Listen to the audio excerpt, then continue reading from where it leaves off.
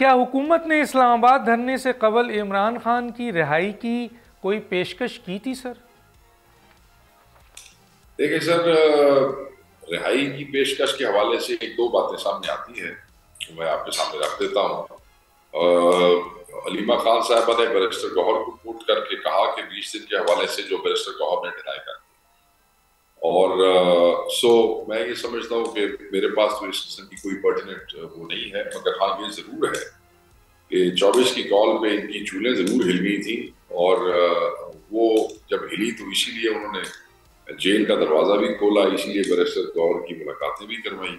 اور بالکل they were requesting, they were literally, this government was begging کہ کسی طریقے سے ہم وہاں پہ نہ آئیں۔